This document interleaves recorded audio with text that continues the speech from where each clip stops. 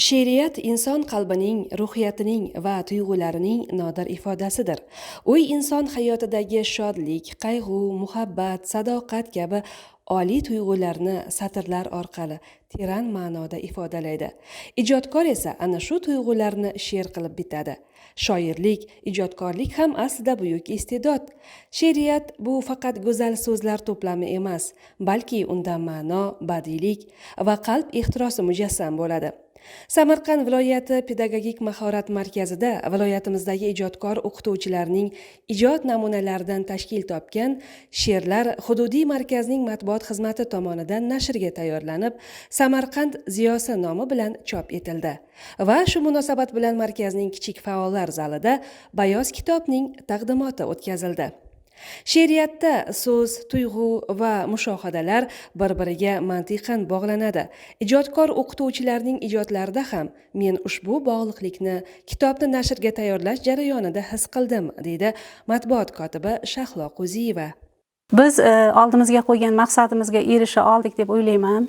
Chunki viloyatimizdagi ijodkor o'qituvchilarni bir joyga to'pladik va ijod namunalari orqali yanada ularni ruhlantirishga, ijodlarning yuksalishiga xizmat qildik deb o'ylayman. Biz mana shu kitob orqali ijodkorlarning qalbiga va ularni ish faoliyatlariga yana bir ruhlantirish bera oldik. Mana shu Samarqand ziyosi kitobi ham boshqa kitoblar orasida o'zini o'rniga, nufuziga ega bo'ladi. Va xonadonlarimizda kitobjonlarimizni nafaqat kitobjonlar, balki qalblarni bezaydigan manba bo'lib xizmat qiladi deb o'ylayman.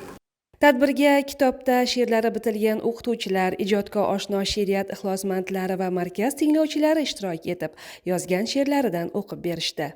Adabiyot, she'riyat, kitob insonni ezgulikka, samimiyat va go'zallikka chorlaydi. U qalbni poklaydi.